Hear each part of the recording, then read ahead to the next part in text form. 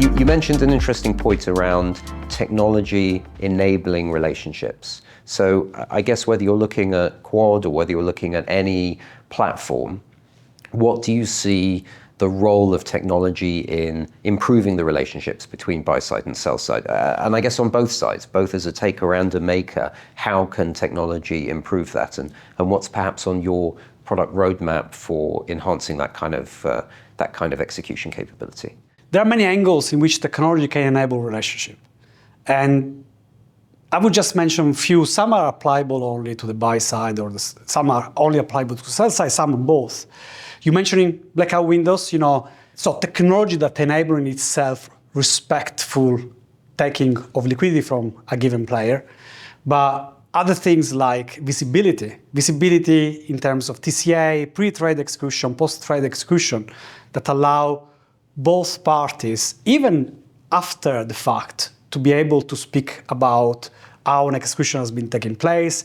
If there's been some disagreement on the way I interpret your taking of my liquidity, try to analyze if this has been for a specific reason or why it's happened. It's a little bit like wife-husband relationship. If you manage to be able to talk about the problem with all the information about the problem, there is a way bigger chance to resolve that in a harmonious way.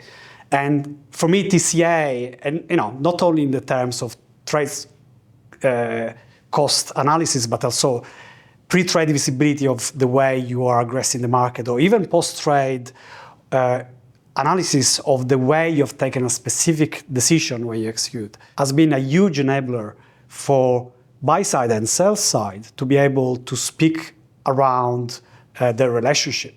Well, enforcement also is a big part of that. You're using tools and you're building tools to inform you of how you can optimize the relationship, but you're only as good as your worst trade. The nature, you bring interpersonal relationships into it as well. Your memory of people is about generally the worst thing that they've done to you. And the same thing with a trading desk. If you have 8 traders, 7 of whom are trading incredibly responsibly with a liquidity provider, but one of them has created a scenario in a particular EM currency that's really impacted the P&L, your spreads will be set at the level of that worst trade and that worst trader. And one of the things that becomes a challenge is you'll get pulled into a room by the LP, or a virtual room now, and they'll say, we don't want you to behave in this way, but there's no way of enforcing it. So you'll promise, I won't do it, I won't do it, I won't do it. But unless you can systematize the protections that fit the requirements of the LP, I won't double hit you. I will give a 25-second window after I've done a certain type of execution, or I will maintain a certain type of behavior, or I promise this is my full amount. Even if I'm hitting a VWAP ESP stream, you don't need to worry. I'm not going to hit other LPs. Unless you can enforce that with technology, then it will happen again.